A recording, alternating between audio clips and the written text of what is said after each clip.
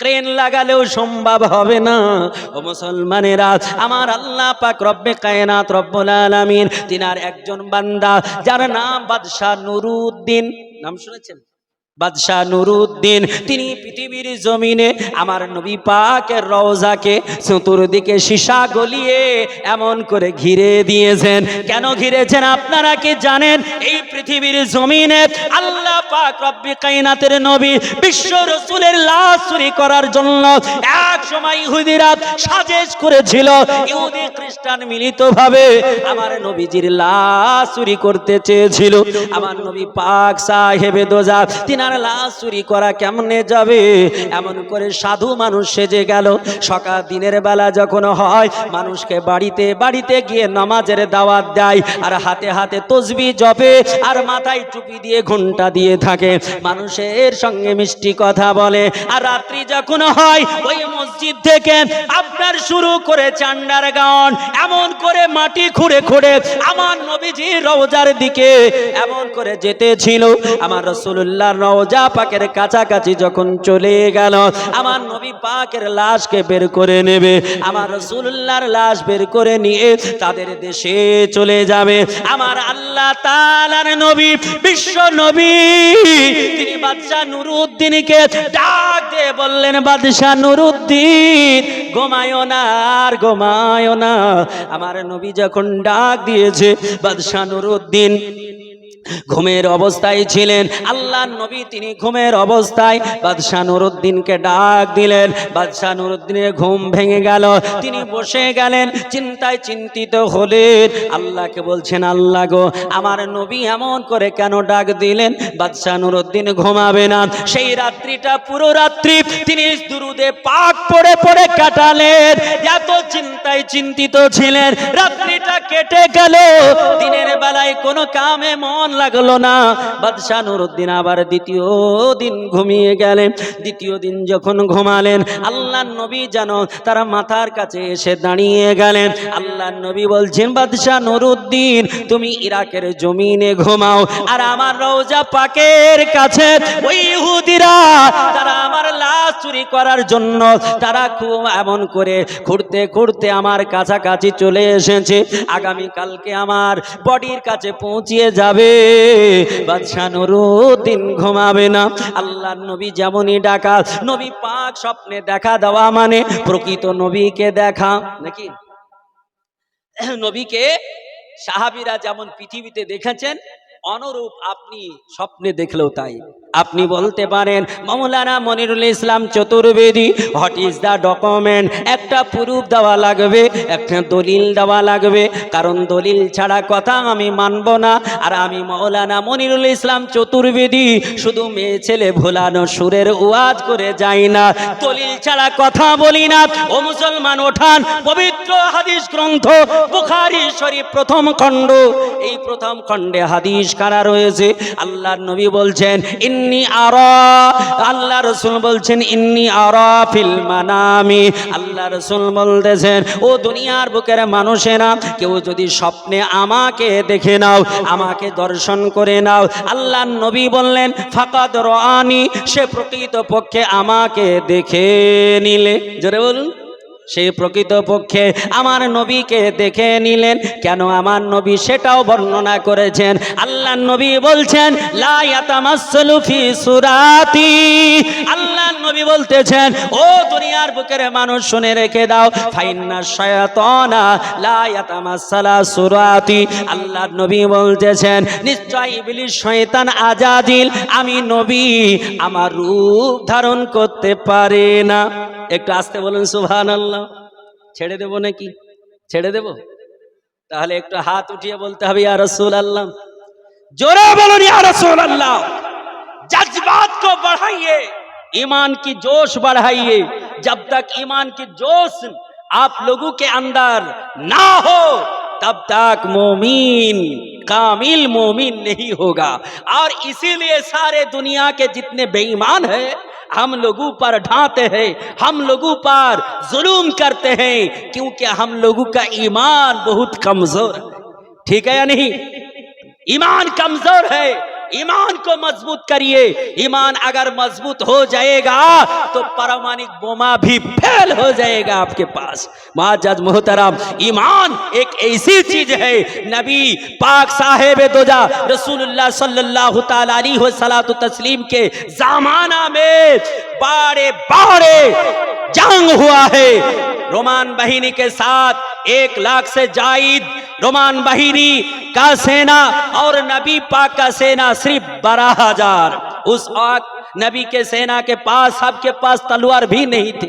एक सेना ने कहा, एक सहाबी ने कहा, या रसूल अल्लाह, या हबीब अल्लाह, हमारे पास तो कुछ नहीं है, हम तो जंग लड़ने जा रहे हैं, हम कैसे जंग लड़ेंगे? तो नबी पाक ने नजर जब डाले तो एक खजूर का दरख्त नबी के सामने आ गया। रसूल पाक साहेब दो जाने उस खजूर के पेड़ से एक साग को नबी पाक ने तोड़कर उस सहाबी के हाथ में दे दिया। बोले जाओ इस खजूर के टहनी लेकर जंग में चले जाओ। आप लोग अगर होते, हम अगर होते तो ये सोचते कि हम तलवार के मुकाबला में एक खजूर के शाखे क्या करेंगे, एक टहनी क्या करेंगे, खजूरे डाल की হবে एक তরবারির মোকাবেলায় খেজুরের ডাল কি হবে এটা ভাবতাম। কিন্তু ও সাহাবী রাসূল ছিল, ও সাহাবী রাসূল ছিল, যখন আপনার খেজুরের ডাল দিল ও খেজুরের ডালকে নিয়ে যুদ্ধের ময়দানে চলে গেলেন। ও সাহাবী বলছেন আমি যখন খেজুরের ডাল নিয়ে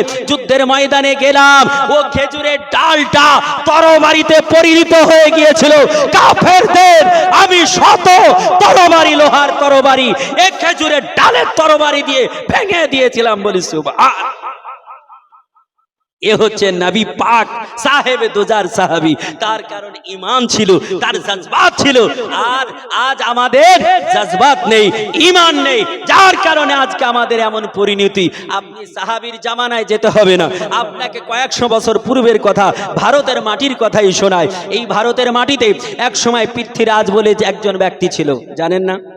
পৃথ্বীরাজ চৌহান সারা ভারতবর্ষের অখণ্ড ভারতের নেতা, অখণ্ড ভারতের রাজা। এই ভারত তখন এই ছোট ছিল না।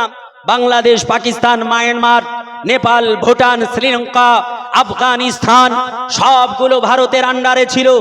সেই সময় পৃথ্বীরাজ চৌহানের সময়কালে যখন তার মা বলল যে তোমার এই ভারতের মাটিতে কয়েকজন ফকির আসবে আর ওই ফকির তোমার রাজত্ব ছিনিয়ে নেবে, মাকে বলেছিল মা তুমি কি পাগলা হয়ে গেছো, বুড়ি হয়ে ব্রেন খারাপ হয়ে গেছে? আমি এত বড় রাজা, আমার এত সেনাবাহিনী, আর আমার এই রাজ্যে কয়েকটা ফকির এসে আমার রাজত্বকে সে ধ্বংস করে দেবে, এটা কখনো হতে পারে না। মা বলল বেটা পাগলামি করো না, এটাই বাস্তব হবে। বলে মা বলল যে বেটা তুমি পাগলামি করো না। পৃথ্বীরাজ চৌহান বলল মা তাহলে কোন বর্ডার দিয়ে আসবে একটু বলো। মা বলেছিল, মা ছিল গণক, বড় জ্যোতিষীবিদিনী ছিল, সে বলেছিল পাঞ্জাবের বর্ডার দিয়ে ওই ফকির আসবে। সেই পাঞ্জাবের বর্ডারে সেই সময়কালে শত শত সেনাবাহিনী মোতায়েন করেছিল।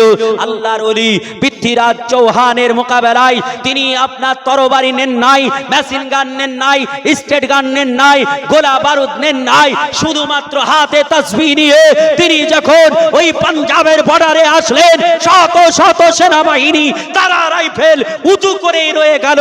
আমার খাজা গরিবে নওয়াজ পাঞ্জাবের বর্ডার দিয়ে রাজস্থানের মাটিতে ঢুকে গেল। বলি সুবহানাল্লাহ।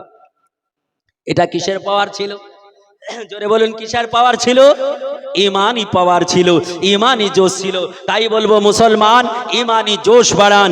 ঈমান যদি আপনার মজবুত থাকে পৃথিবীর কোনো ক্ষমতা নেই যে আপনার সঙ্গে মোকাবেলা করে। পারবে? জোরে বলুন পারবে? তাহলে আমরা ঈমান মজবুত করব কিনা জোরে বলুন। ঈমান মজবুত করতে গেলে হারাম খেয়ে হবে, হারাম খেয়ে হবে বাবজি, হারাম বর্জন করতে হবে। ঈমান মজবুত করতে গেলে নামাজ ছাড়া হবে, নামাজ পড়তে হবে। ঈমান মজবুত করতে গেলে রোজা ছাড়া হবে, রোজা করতে হবে। ঈমান মজবুত করতে গেলে বড় লোক হলে হজ ছাড়া হবে, বলে না হজ করতে হবে। ঈমান মজবুত করতে গেলে আপনার বড় লোক হলে যাকাত দিতে হবে, ঈমান মজবুত করতে হলে আপনাকে সাদকা করতে হবে, ঈমান মজবুত করতে গেলে দান খায়রাত করতে হবে, ঈমান মজবুত করতে গেলে 5 ওয়াক্ত নামাজের সঙ্গে সঙ্গে তাহাজ্জুদ গুজার হতে হবে, রাত্রি জেগে জেগে আল্লাহর ইবাদতে সময় কাটাতে হবে, তবেই আপনি ঈমানদার হবেন। আর ঈমানদার হয়ে গেলে লাভ আছে না লস আছে? জোরে বলুন, একটু হাত উঠিয়ে বলুন জোরে। লাভ আছে। মুআজ্জাজ মুহতারাম, আমরা ঈমানদার হব ইনশাআল্লাহ। যারা আমরা নামাজ পড়ি না, নামাজ পড়বো কিনা আগামীকাল থেকে? জোরে বলুন।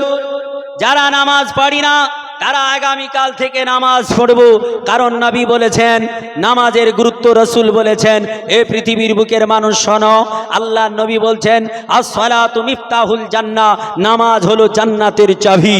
আল্লাহর নবী বলেছেন আস-সালাতু মিরাজুল মুমিনিন, নামাজ হলো আল্লাহর সঙ্গে একটা সাক্ষাতের মাধ্যম। জোরে বলি সুবহানাল্লাহ।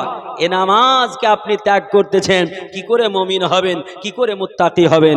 ইনশাআল্লাহ আমরা নামাজ ছাড়বো না। জোরে বলি, নামাজ ছাড়বো না, ইনশাআল্লাহ ছাড়বো না। মুআজ্জাজ মুহতারাম, যাই হোক, আল্লাহ রাসূলের কথা আপনাদের শোনাচ্ছিলাম, টাইম আমার প্রায় শেষ হতেই চলছে।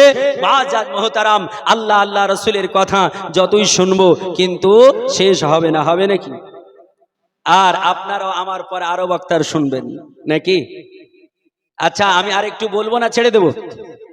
আচ্ছা বলবো তো। আমি একদম শেষ পর্যন্ত দেখতে চাই কারা কারা শুনতে চান, হাত উঠিয়ে বলুন আল্লাহু আকবার। আরো জোরে বলুন আল্লাহু আকবার। नारे तकबीर, नारे तकबीर।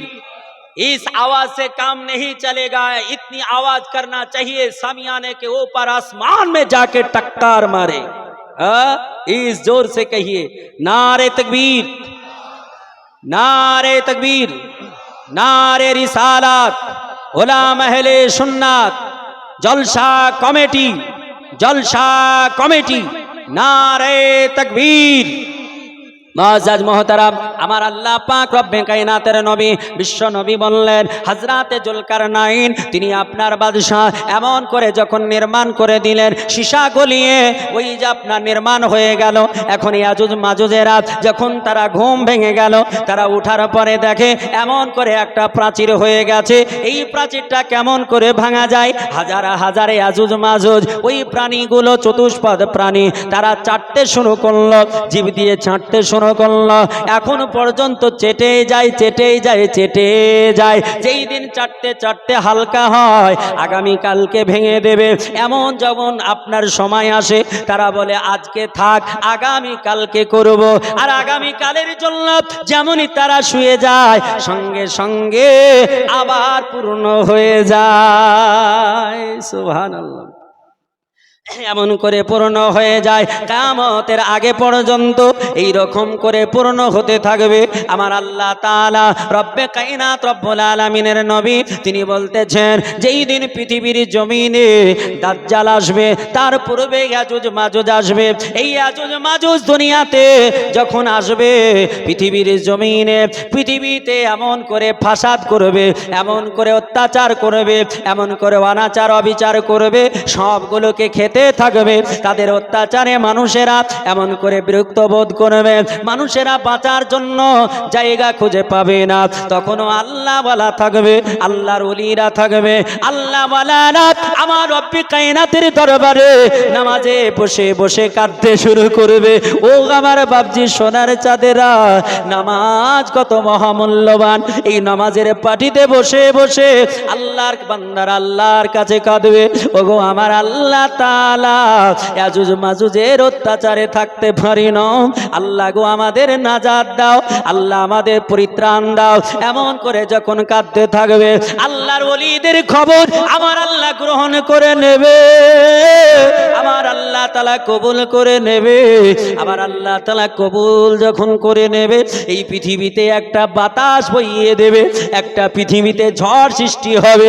আমাদের দুনিয়া, আমরা এই ভারতের মাটিতে বসে বসে বসে কত না ঝড় দেখতেছি, কখনো ঝড়ের নাম আইলা শুনতেছি, কখনো অগ্নি শুনতেছি, এই ঝড়ের নাম কত রকম শুনতেছি। সেই সময় একটা ঝড় আসবে, এই ঝড়টা আসার কারণে ওই পৃথিবীর জমিনে ওই আপনার চতুষ্পদ জন্তুগুলো, অত্যাচারী জীবগুলো সবগুলো পৃথিবীতে মরে যাবে। সব পৃথিবীতে যখন মরে যাবে, এই মরে যাওয়ার পরে সেই তার বডিগুলো পচন সৃষ্টি হবে। পচনের কারণে এত দুর্গন্ধ হবে, এত দুর্গন্ধ হবে, দুর্গন্ধে মানুষেরা আর টিকতে পারবে না, আর বাঁচার রাস্তা পাবে না। আবার আল্লাহ পাক রব্বে কায়নাতের বান্দারা তারা বলবে, আল্লাহ ও আমার পরওয়ারে দেগারে আলাপ, যখন তারা বেঁচে ছিল এক অত্যাচারের ভিতরে ছিলাম, আর যখন তারা মরে গেল আরো বড় আমাদের সম্মুখে বিপদ এলো। আল্লাহ গো গন্ধের কারণে আমাদের এমন করে জীবন বেরিয়ে যায়, আমরা আর বাঁচতে পারি না।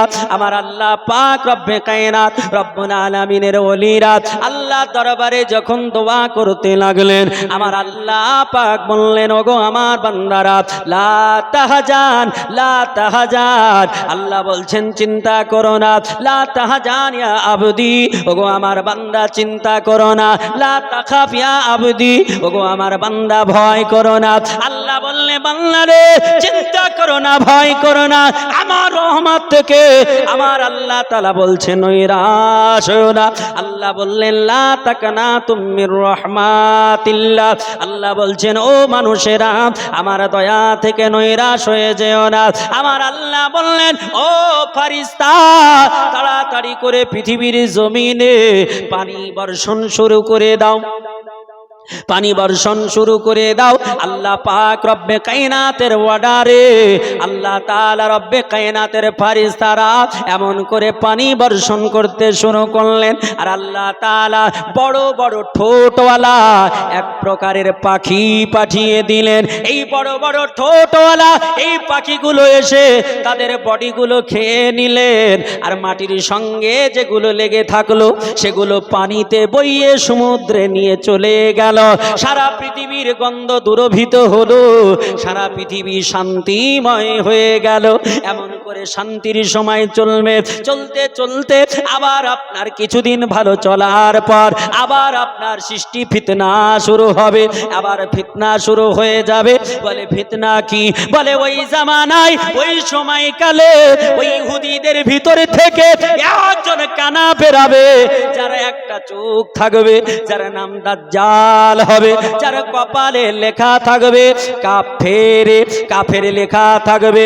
আমার আল্লাহ তাআলার বান্দা এই দাজ্জাল ইহুদির ভিতর থেকে জন্ম নেবে, ইহুদিরা তার সেনা হবে। চিন্তা করেন না, ইহুদিরা তার সেনা হবে। এমন করে নেতানুহু, এমন করে এর আপনার বাচ্চা কাচ্চাও তার সেনা হতে পারে। কিন্তু টেনশন নেবেন না, কোনো ভয় করবেন না, আল্লাহওয়ালা হয়ে যান, আপনার কোনো ভয় থাকবে না। সারা পৃথিবীর ঈমান হরণ করবে, সারা দুনিয়ার ঈমান নষ্ট করবে। মানুষদেরকে বলবে আমাকে আল্লাহ বলো, আমাকে খোদা বলো। মানুষেরা দুর্বল, যারা ঈমানদার তারা বলবে তোমায় আল্লাহ বলবো কেমনে? আল্লাহর ক্ষমতার শেষ নেই, তোমার ক্ষমতাটা কত একটু দেখাও। বলে আল্লাহ আসমান থেকে পানি বর্ষণ করে, জমিন থেকে ফসল ফলায়, তুমি আসমান থেকে পানি বর্ষণ করাতে পারো, আল্লাহ তাকে পাওয়ার দেবে। সেই লোকটা আসমান থেকে পানি বর্ষণ করে দেখাবে, জমিন থেকে আপনার ফসল ফলিয়ে দেখবে। কমজোর ঈমান যারা, তারা এটা দেখে তাকে আল্লাহ বলে বেঈমান হয়ে যাবে। কিছু মানুষ বলবে ওগো দাজ্জাল তোমাকে আল্লাহ বলবো, আমার বাবা মারা গেছে, আমার মা মারা গেছে, ওই বাবা মাকে একটু তুমি জিন্দা করে দেখাতে পারো। জাদুর বলে ওই দাজ্জালটা তার বাবা মাকে দেখিয়ে দেবে। ওই লোকটাও তাকে আল্লাহ বলে সর্বহারা ঈমান হারা হয়ে যাবে। এই রকম করে ঈমান নষ্ট করতে করতে একজন যুবকের কাছে যাবে। এই যুবককে বলবে ও যুবক তুমি আমায় আল্লাহ আল্লাহ বলো। আল্লাহ আল্লাহ বলা ওই যুবকটা বলবে, ও দাজ্জাল শোনো, তোমাকে আল্লাহ বলবো কেন? বলে আমাকে আল্লাহ বলবে না কেন? বলে আল্লাহর ক্ষমতা যেটা এটা আমার ভিতরে আছে। বলে কি ক্ষমতা আছে? বলে আমি মরাকে জীবিত করতে পারি আর জীবিতকে মরা করতে পারি। এই ক্ষমতা কার গো? জোরে বলুন, এটা কার? আমার আল্লাহ বললেন, ওয়া তুখরিজুল হাইয়া মিনাল মাইয়াতি ওয়া তুখরিজুল মাইয়াতা মিনাল হায়। আবার আল্লাহ বললে, বান্দারে আমি আল্লাহ তাআলা মৃত্যু দিই, আমি আল্লাহ তাআলা মরাকে জীবিত করে থাকি, আবার জীবিতকে মরাতে পরিণত করে থাকি। এটা শুধুমাত্র আমার ক্ষমতা, আর কাউকে আমি আল্লাহ এমন ক্ষমতা পৃথিবীর জমিনে কোন সাধারণ মানুষকে আমি দিই না। আমার আল্লাহ তাআলার বান্দা ওই যুবক বলবে, তুমি তাহলে মরাকে জীবিত করে দেখাও। আমার আল্লাহ পাক রব্বে কায়নাতের বান্দা ওই আপনার দাজ্জাল তরবারিটা বের করে ওই যুবকের মাথার উপরে চালিয়ে দেবে। যুবককে আপনার যেমন আপনার খিরা ফেড়ে দেওয়া হয়, যেমন শশা চিরে দেওয়া হয়, ওই রকম করে যুবকের মাথা থেকে পা পর্যন্ত পুরো দুই বডিটাকে দুই ভাগে বিভক্ত করে দেওয়া হবে, চিরে দেওয়া হবে। যুবকটা মারা যাবে, যুবকটা জমিনে পড়ে থাকবে। যুবকটার সামনে দিয়ে ওই যুবকটার বডি যখন পড়ে থাকবে, ওই মিডিল দিয়ে দাজ্জাল হেঁটে যাবে। আর দাজ্জাল যেমনই হেঁটে যাবে, আবার সঙ্গে সঙ্গে যুবকটা জীবিত হয়ে যাবে। জোরে বলি, একটু জোরে বলা যায় সুবহানাল্লাহ। ও মুসলমানেরা, আল্লাহ পাক রব্বে কায়নাতের বান্দা যুবক জীবিত হয়ে যাবে। এখন দাজ্জাল বলবে, যুবক রে, আমি তোমাকে মেরে দিলাম, আমি তোমার মৃত্যু দিলাম, আবার দেখো তোমায় জীবিত করে দিলাম। এখন তুমি আমাকে আল্লাহ বলে নাও, আমাকে আল্লাহ স্বীকার করে নাও। ওই যুবক বলবে, দাজ্জাল আমি তোমাকে আল্লাহ বলবো না কানা।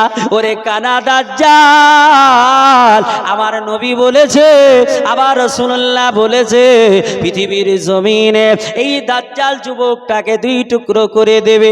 ওই যুবকটার মৃত্যু হবে, আবার যুবকের বডির উপর দিয়ে হেঁটে যাবে, যুবকটা জীবিত হয়ে যাবে।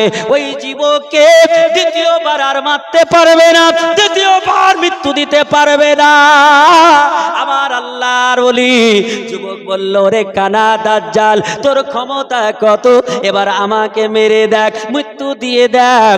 আমার নবী আমার ব্যাপারে বলে গিয়েছে, হাজার হাজার বছর পূর্বে আমার নবী এটা বলে গিয়েছে, আমাকে দুই টুকরো করা হবে, আবার জীবিত করা হবে, দ্বিতীয়বার আর তোর ক্ষমতা হবে না। আমার নবীর কথার প্রতি বিশ্বাস আছে, এবার তুই আমাকে মেরে দেখ। দাজ্জাল বলবে, এতে কাম হবে না। দাজ্জাল যখন পরাস্ত হবে, ওই লোকটার কাছে, ওই যুবকের কাছে লজ্জিত হয়ে ওখান থেকে আগে বেড়ে যাবে। এখন কাবার দিকে রওনা দেবে, মক্কার দিকে চলতে শুরু করবে। এই মক্কার দিকে যখন চলতে শুরু করবে, আমার আল্লাহ তাআলা বলবে, ও ঈসা মাসিহ, ও গো ঈসা নবী, আর তোমার এই দ্বিতীয় আসমানে থাকা লাগবে না। আমার আল্লাহর নবী 621 খ্রিস্টাব্দে রজব মাসের 27 তারিখে মক্কাতুল মুকাররমা হতে উম্মে হানির ঘর হইতে যেই দিন আকাশ ভ্রমণ করেছিলেন, সপ্ত আসমান ভেদ করে আল্লাহ পাকের দরবারে গিয়েছিলেন, ওই দিন আমার নবী বললেন, আমি দ্বিতীয় আসমানে হযরত ঈসা আলাইহিস সালাম আর ওনার খালাতো ভাই হযরত ইয়াহইয়া আলাইহিস সালাম দুইজন নবীর সঙ্গে সাক্ষাৎ করেছিলাম। জোরে বলি, নবী মেরাজে গিয়েছিলেন কিনা? তিরমিজি শরীফের হাদিসে আছে, এবং কোরআনেও বলা হয়েছে কি? কোরআনে আল্লাহ বলছেন, সুবহানাল্লাযী আসরা বি আবদিহি লাইলাম মিনাল মাসজিদিল হারামি ইলাল মাসজিদিল আকসা। আমার আল্লাহ তাআলা রব্বে কায়নাত রব্বুল আলামিন তিনি বললেন, আমার প্রিয়তম বান্দাকে, আমার রাসূলকে আমি গভীর রাত্রিতে নিয়ে গেলাম মক্কা। এই মক্কা থেকে নিয়ে গেলাম ফিলিস্তিনের মাটি বাইতুল মুকাদ্দিস। আমার আল্লাহ তাআলা রব্বে কায়নাত কোরআনে তার বর্ণনা দিয়েছে। আমি ওদিকে বলতে চাচ্ছি না, শুধু একটু নমুনা দেওয়ার জন্য বলতে আসলাম। ও মুসলমানেরা, আল্লাহর নবী বললেন, সেই দিন বাইতুল মুকাদ্দিস থেকে আমি যখন ঊর্ধ্বগমন করেছিলাম, দ্বিতীয় আসমানে হযরত ঈসা নবীর সঙ্গে সাক্ষাৎ হলো। নবী কিসে গিয়েছিলেন? বোরাকে। কিসে গিয়েছিলেন গো? মেরাজে? বোরাকে। একটা যানবাহনে গিয়েছিলেন? না, একটা যানবাহনে যাননি। মাদারুজুন নবুয়াতের মধ্যে হযরত আল্লামা আব্দুল হক মুহাদ্দিস দেহলভী রাহমাতুল্লাহ আলাইহি, বিশ্ববিখ্যাত মুহাদ্দিস, জিনার লেখা আমরা এমন করে আলিয়া ইউনিভার্সিটিতে এমও পড়েছি। পরীক্ষাতেও তিনার এক জীবনী এই বছর এমএসসিতে দিয়েছিল, বুঝছেন কিনা? বিশ্ববিখ্যাত মুহাদ্দিস আব্দুল হক মুহাদ্দিস দেহলভী রাহমাতুল্লাহ আলাইহি তিনি বলছেন, নবী 4টা যানবাহনে মেরাজে গিয়েছিলেন। কটা যানবাহনে? জোরে বলুন। 4টা যানবাহনে। এই 4টা যানবাহনের নাম জানেন? জানেন? একটা জানেন বোরাক, আর 3টে জানেন না। জানেন নাকি? শুনবেন নাকি? একটু হাত উঠিয়ে বলুন তো, ইয়া রাসূলুল্লাহ, কে কে শুনবেন? সুবহানাল্লাহ। সবাই শুনতে চান? সুবহানাল্লাহ। তো ইনশাআল্লাহ শোনাচ্ছি। আমার বলার উদ্দেশ্য আসলে মেরাজের কথা নয়, তাহলে মেরাজটাই বলতাম। আমার বলার উদ্দেশ্য হচ্ছে ঈসা নবী। এই দাজ্জাল যখন পৃথিবীতে আসবে, আল্লাহ ঈসা নবীকে পাঠাবে কোথায়? আল্লাহর নবী এটা বলে গেছেন, দুনিয়ার মানুষকে জানিয়ে দিয়ে গেছেন। আল্লাহর নবী বললেন, দাজ্জাল যখন মক্কা দিকে রওনা দেবে, আমার আল্লাহ তাআলা ঈসা নবীকে ওই দ্বিতীয় আসমান থেকে আমার আল্লাহ তাআলা পৃথিবীর জমিনে পাঠাবে। কোথায় নামবে? দামেস্ক বলে একটা শহর রয়েছে। এই দামেস্কে আপনার একটা মসজিদ আছে। মসজিদটার নাম হলো জামে মসজিদ। এই দামেস্কের জামে মসজিদে 4খানা মিনার আছে। আপনাদের গ্রামে মসজিদে মিনার নেই? আছে। কোন গ্রামে 2খানা আছে, 1খানা আছে, 5খানা আছে, 12খানা আছে। বাংলাদেশে একটা মসজিদ আছে 107খানা মিনার আছে, বুঝছেন কিনা? হ্যাঁ, বাংলাদেশে প্রোগ্রামে গিয়েছি, সুবহানাল্লাহ, দেখেছি। বাংলাদেশেও এমন এমন সুন্দর সুন্দর দেখার জিনিস আছে। সাতক্ষীরা জেলায় যাবেন, কয়েকটা জিনিস এত সুন্দর দেখার আছে, মাশাআল্লাহ, মন ভরে যাবে, বুঝছেন কিনা? সুবহানাল্লাহ। তো বলতেছিলাম যে ওই জামে মসজিদের 4খানা মিনার আছে। এই 4টা মিনার 4 দিকে রয়েছে।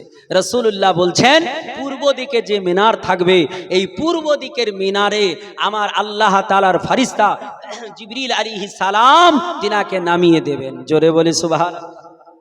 সুবহানাল্লাহ বললে লাভ আছে না লস আছে? একটু জোরে বলুন। হ্যাঁ, সুবহানাল্লাহ বললে কতটা লাভ আছে শুনবেন? শুনবেন? মিশকাতুল মাসাবি, মিশকাত শরীফ, কিতাবুল ইলম অর্থাৎ জ্ঞানের অধ্যায়। এই অধ্যায়ে হাদিস এসেছে, আল্লাহর নবী বলছেন, সুবহানাল্লাহি ওয়াল হামদুলিল্লাহি তামলাউল মিজানা। আল্লাহর নবী বললেন, দুনিয়ার বুকের মানুষ শোনো, কেউ যদি সুবহানাল্লাহ এবং আলহামদুলিল্লাহ বলে, আমার আল্লাহ তাআলা সুবহানাল্লাহ এবং আলহামদুলিল্লাহ বলার কারণে আমার আল্লাহ তাআলা মিজানের পাল্লাটা ভরিয়ে দেয়। একটু সুবহানাল্লাহ। মিজানের পাল্লা ভরিয়ে দেয়। এই মিজানের পাল্লা কত বড় হবে? আপনার মনে হচ্ছে মিজানের পাল্লায় হয়তো 5 কুইন্টাল মাল আটবে নাকি? মিজানের পাল্লা কত বড় হবে? একজন নবীকে জিজ্ঞেস করুন, যেই নবীটার নাম হলো হযরতে দাউদ আলাইহিস সালাম, যেই নবীর এত সুন্দর গলার আওয়াজ দিয়েছিলেন, তিনি যখন আপনার জবর কিতাবটা পড়তেন, তিনার কিতাবের আওয়াজ শুনে, পড়া শুনে আকাশের পাখিগুলো দাঁড়িয়ে যেত, সমুদ্রের মাছগুলো কিনারায় চলে আসতো। এ মুসলমানেরা, ওই আল্লাহর নবী হযরতে দাউদ আলাইহিস সালাম, আল্লাহর প্রিয়তম নবী, যাকে আমার আল্লাহ এত ক্ষমতা দিয়েছিলেন, যেমন করে আমরা বাচ্চাকালে কাদা দিয়ে কত কিছু বানাই। এই বানাইনি গো বাচ্চাকালে আমরা?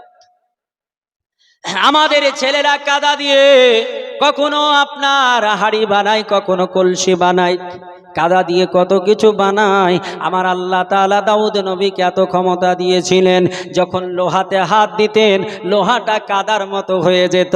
লোহা, ওই লোহা থেকে যা মনে করতেন তাই বানাতেন। লোহা হাত দিলে সঙ্গে সঙ্গে কাদার মতো হয়ে যেত। ও মুসলমানেরা, এই নবী হযরতে দাউদ আলাইহিস সালাম আল্লাহ পাক রব্বে কায়নাত রব্বুল আলামিনের কাছে সাজদায় পড়ে কাঁদছেন, বলছেন আল্লাহ গো, ওই জানান পৃথিবীর বুক থেকে যে মানুষেরা যাবে তাদের যে আমলনামা তোলা হবে, যার নাম হলো মিজান, এই মিজানের পাল্লাটা কত বড় হবে একটু বলো।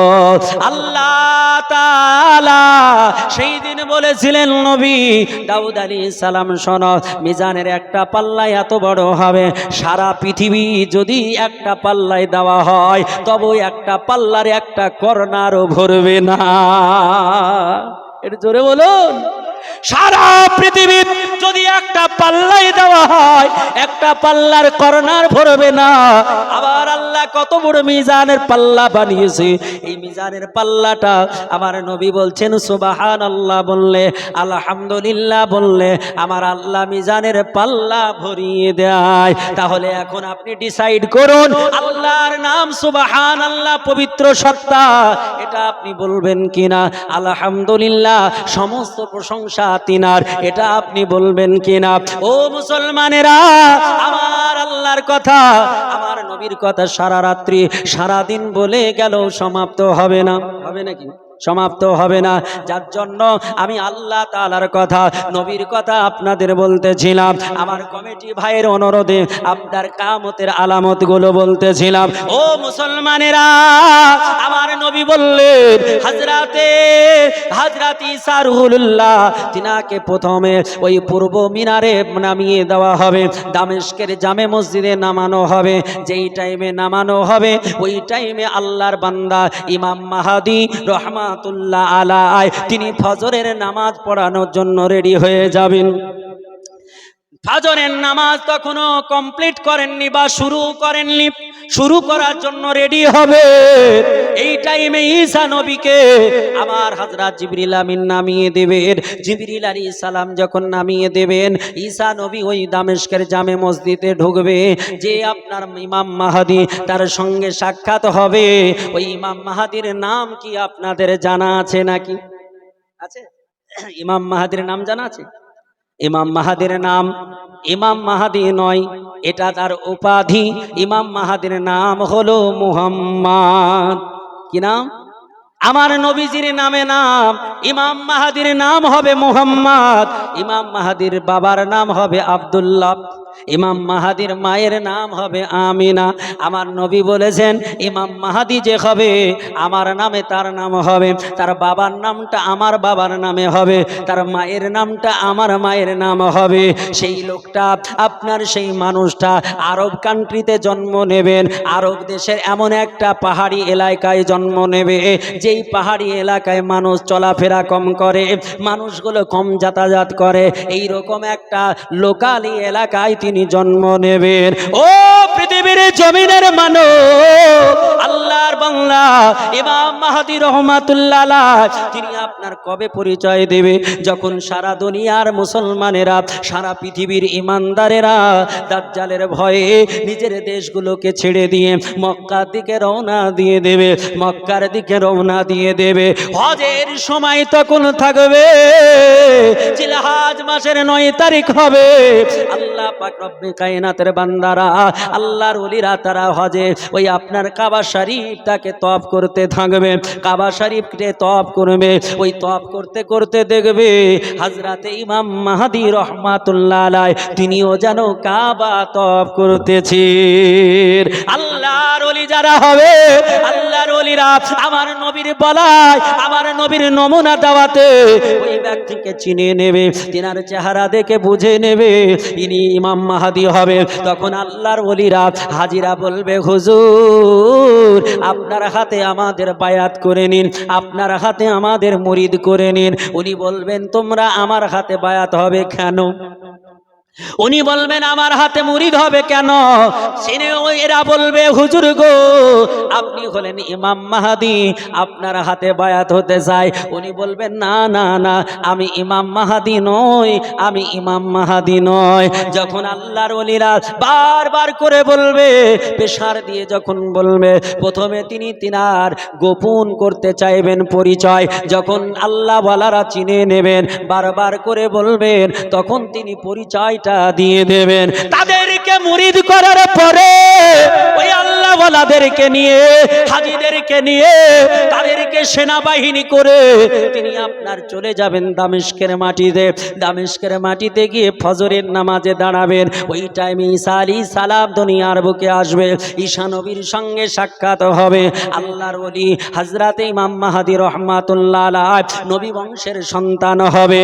এই নবী বংশের সন্তান ইমাম মাহদী হযরত ঈসা নবীকে বলবে, ওগো ঈসা আলাইহিস সালাম আপনি ফজরের ইমামতি করুন, আপনি ফজরের নামাজটা পড়িয়ে দিন। আল্লাহর নবী ঈসা আলাইহিস সালাম বলবেন, চোখের দুই কোণা দিয়ে পানি ঝরবে, তিনি কাঁদবেন আর বলবেন, ইমাম মাহদী আমি তোমার পেছেই নামাজ পড়ার জন্য এসেছি, আমি ইমামতি করব না।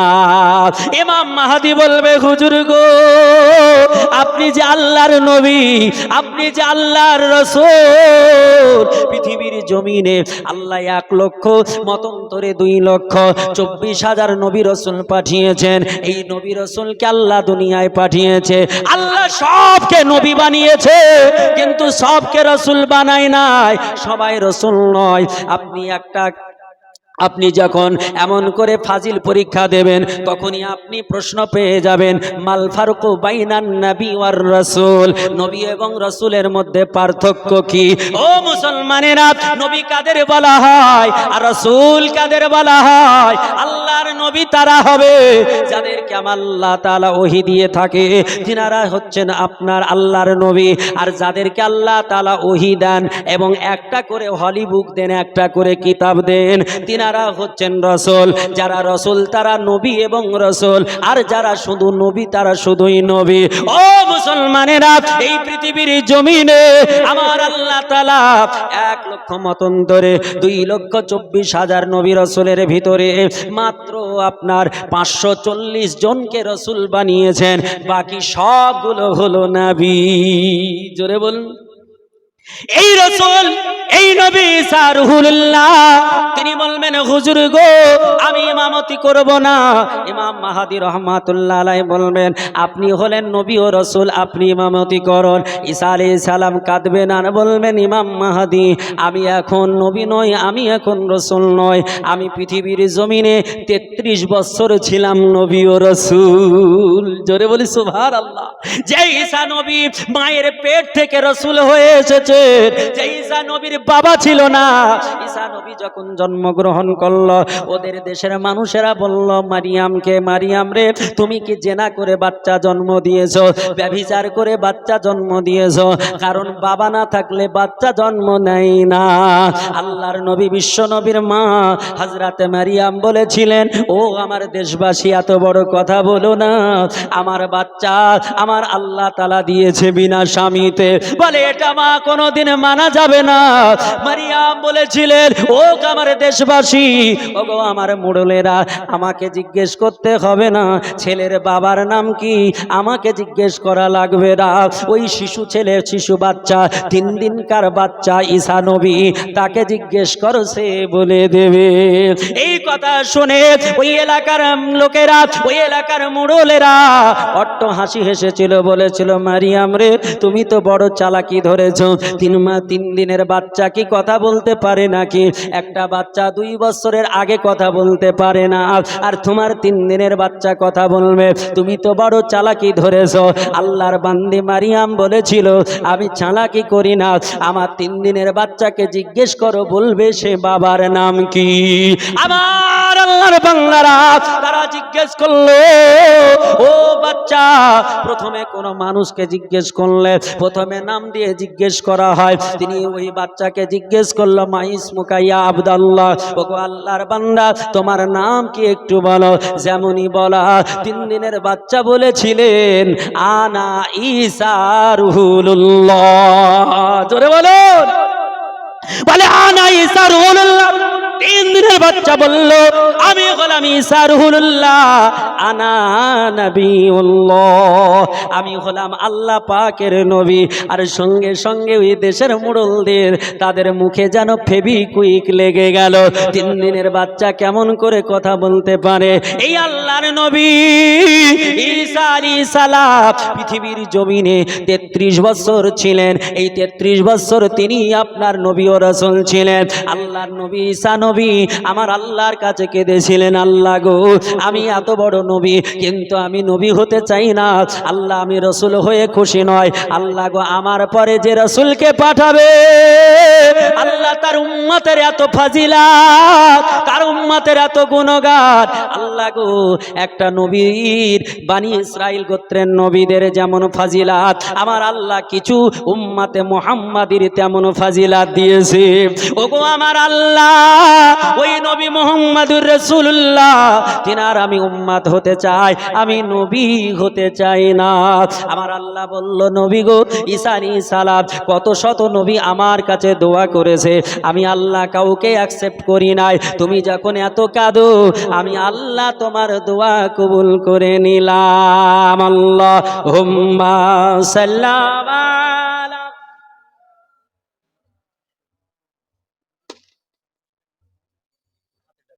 ওয়ালা আলি মাওলানা মুহাম্মদ সাল্লাল্লাহু তাআলা সাল্লাম। মুআজ্জাজ মুহতারাম, হাজারো কথা আজ বলার আছে, মুআজ্জাজ বলে শেষ করা যাবে না। তো মুআজ্জাজ আর আমি আগেও বাড়ছি না, পুরো পাক্কা 2 ঘন্টা হয়ে গেছে। আর আমার মামদালিপুর আবার প্রোগ্রাম আছে 11টার সময়। মুআজ্জাজ মুহতারাম, যার জন্য আর বেশি আমি লম্বা করতে পারছি না, এখান থেকে বক্তব্য ইতি করতে চাচ্ছি। আপনাদের জন্য আমি একখানা কিতাব নিয়ে এসেছি, বড় মূল্যবান কিতাব। আমার 3 দিন জালসা শুনে যতটা উপকার হবেন, 5 দিন জালসা শুনে যতটা উপকার হবেন, এর চাইতে অনেক গুণে বেশি উপকৃত হবেন এই কিতাবটা পড়ে। কিতাবটার নাম সালাতে মুহাম্মাদি ফাইজানে তাহসিরি, একটা কিতাব, মাত্র 50 টাকা দাম। আপনারা অবশ্যই নিয়ে যাবেন। এই কিতাবটা পড়লে আপনার ফ্যামিলি উপকৃত হবে, আপনি উপকৃত হবেন। এই কিতাবে আর একটা এমন দোয়া লেখা আছে, যেই দোয়াটা আমল করলে আমার নবী পাকের সঙ্গে সাক্ষাৎ হবে। নবী বলেছেন, যে ব্যক্তি আমাকে দেখতে পেল তার জন্য জাহান্নাম হারাম হয়ে গেল। বলি সুবহানাল্লাহ। তা আসবেন না বাপ, যে আসতে হবে না, বসে থাকেন, চলে যাবে। যাও বাপ, যাও বেটা যাও। সুবহানাল্লাহ। উনি যাচ্ছেন, আপনারা ওখান থেকে বসে বসে নেবেন, এখানে আসবেন না। সুবহানাল্লাহ। আল্লাহ তাআলা রব্বে কায়নাত রব্বুল আলামিন আজকে আপনাকে আমাকে যাদের এখানে এনেছেন, মুআজ্জাজ প্রত্যেকটা মানুষ একটা কিতাব নেবেন, সবাই কিন্তু পাবেনও না। যারা নেবেন আগেই নেবেন, না হলে লাস্ট বেলায় ও জিনিস ফিনিশ হয়ে গেলে আর বললে হবে না। মাত্র কয়েক পিস নিয়ে এসেছি। সুবহানাল্লাহ। তো একটু তাড়াতাড়ি করে নিয়ে নিন, আর বক্তা আসা আগ পর্যন্ত আমার কাছে আলোচনা শ্রবণ করতে থাকুন। দুরূদে পাক পড়ি। আল্লাহুম্মা মাওলানা মুহাম্মদ ওয়ালা আলি। একদম তাড়াতাড়ি নিয়ে নেবেন, আমি নামলাম না কেন, একদম গো টু একদম কি বলছে হরিহরপাড়া মামদালিপুর। সুবহানাল্লাহ। মুআজ্জাজ মুহতারাম, খুব তাড়াতাড়ি নেবেন। আমার প্রাণের দয়ার নবী দাও না কেন দেখা,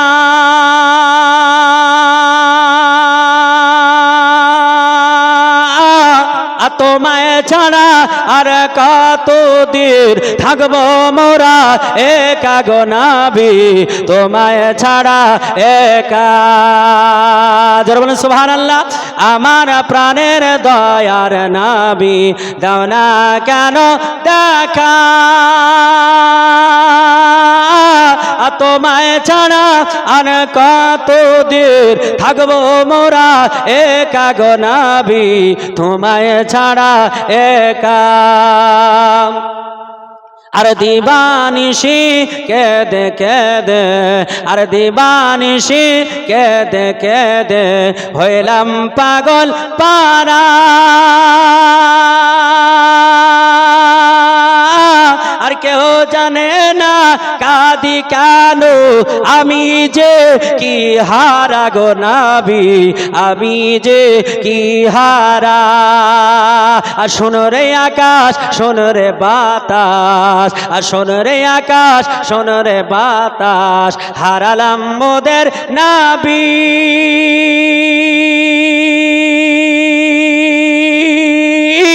আরে জীবনে দেখবো আমি তোমার নূরে ছবি গো নবী, তোমার নূরে ছবি। আর গোলাপ হয়ে ফুটলে তুমি, আর গোলাপ হয়ে ফুটলে তুমি সদর ক্রাইশ বনে।